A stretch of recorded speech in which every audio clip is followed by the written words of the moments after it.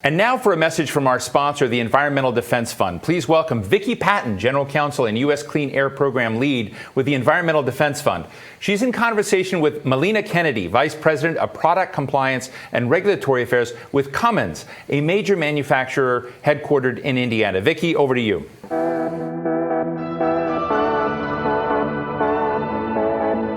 Melina, these responsibilities put you in really important discussions with our nation's environmental policymakers about solutions to protect human health and the environment for all Americans. Welcome and thank you for this discussion. Cummins has supported clear, protective, and enforceable clean air standards. Can you describe your approach to clean air solutions?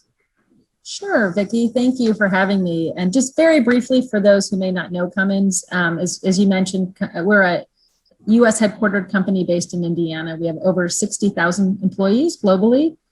We've been known historically for advanced diesel technology, although what's exciting is we are in the business of a number of different technologies as well, from battery electric to hydrogen fuel cell, hybrids, et cetera, to help support the vision for a new future of zero emissions. At the heart of our company, to answer your question, we really, we're an innovator. We innovate, and we have long been known, working with partners like EDF, to seek tough, clear, and enforceable regulations that do continue to better the environment. Because our mission for the company is to power a more prosperous world, but for us, prosperous includes serving our communities, our stakeholders, and making the environment better. So that's why we've historically, and will continue, advocate for more stringent emission regulations all the way down to net zero. Lena, this is a moment as the U.S. recovers from a tragic pandemic, as our nation kind of rolls up its sleeves and works together to address climate change with urgency, as we address injustices and do all we can to eliminate pollution from communities. And as we work together to strengthen manufacturing and create high quality jobs today and for generations to come in manufacturing and creating these zero emitting vehicles and solutions that are at hand. As you take stock of the US landscape, what are the important developments you're focused on as our nation transitions to zero emitting vehicles? Thanks, Vicki. I would just echo briefly, it is really an exciting time for the world and for the U.S. to embrace continuing to improve the environment, which is what Cummins is about and wants to be a part of.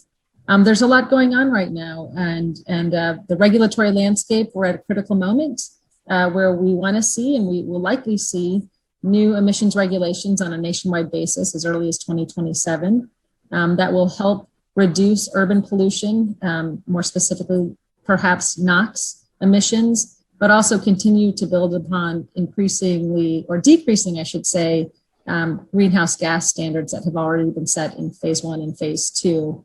And so from Cummins' perspective, as I mentioned, we have an entire business unit dedicated to technologies for the future, hydrogen or hybrid, battery electric, hydrogen fuel cells, et cetera. And even in the difficult 2020 that our country has faced, we have continued to innovate.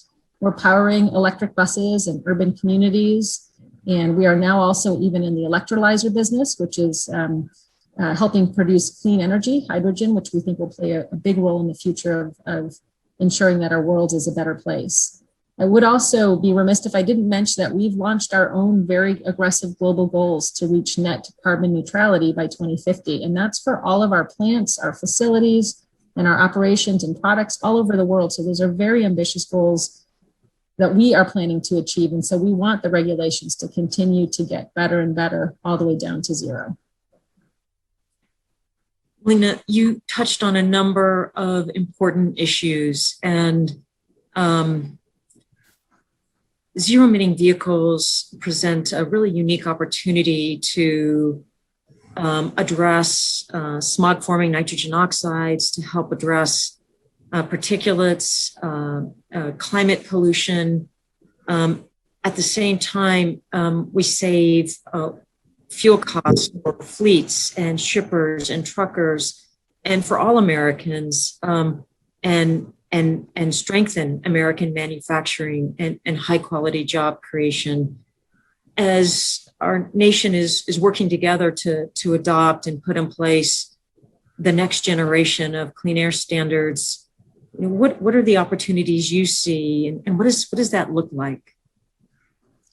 Well, as I mentioned earlier, we do have a history of advocating proactively for tough, clear, and enforceable standards. As we look to the future and we're excited about and we embrace the future of zero, we think there are several things that are important considerations to make sure this is successful. And Cummins, having been around for over 100 years and serving so many applications, even different applications within heavy duty truck, because there are differences, we really feel we have a good understanding of how can we make our communities and our customers successful in this transition, because it's in no one's interest if the transition isn't successful. So first, I would say having clear enforceable regulations in advance so that companies like Cummins can plan and make sure that we have sufficient time to implement. Secondly, we feel that a path is important. This transition is big. And so if we wait a long time for an immediate light switch, we would worry that that wouldn't be successful for our communities and our customers to adopt. Rather, we'd like to see a path that continually, incrementally improves the environment and gets better and better along the way to eventual zero. And that way, we can help make sure that our customers succeed, that our customers and our communities are well equipped to transition, and we don't just wait and turn on a light switch. And most importantly, that we can see some of the environmental benefits sooner rather than later. So we think a variety of technologies will be in play, and that's why we've invested in and are innovating and producing in a number of different technologies for zero and near zero emitting technologies. And we feel that we can keep getting better along the way, all the way down to zero. Thank you so much for that. Melina, the President and Congress are working on infrastructure investments that are important for all Americans, for American families, and for American manufacturers and innovation and high quality job creation. What are you seeing as our nation kind of rolls up its sleeves and works to kind of move forward with some really important, almost once in a generation investments in our own country in infrastructure?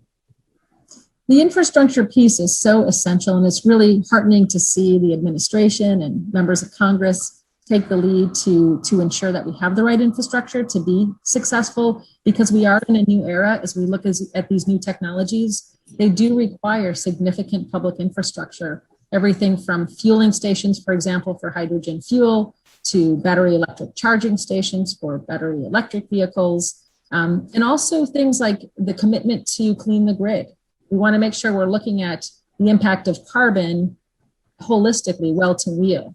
And so cleaning the grid and ensuring that we are drawing power sources from clean sources of energy, like perhaps even hydrogen, as I mentioned, we're in the electrolyzer business, is really important. And so it's really heartening to see that there is progress and a commitment to ensure that infrastructure is in place so that, again, customers, communities can be successful in adopting these technologies. If we aren't successful in adopting these technologies, we won't share our common vision of improving the environment, which is what we all want. We do. And we're really grateful to you, Melina, for being with us today and for your commitment to helping to provide these solutions for all Americans. So thank you so much. Thank you, Vicki. And just briefly, I would like to say thank you so much for your leadership and EDF's leadership. It's an exciting opportunity to help promote the environment, healthier cities and communities, and create jobs. And that's terrific.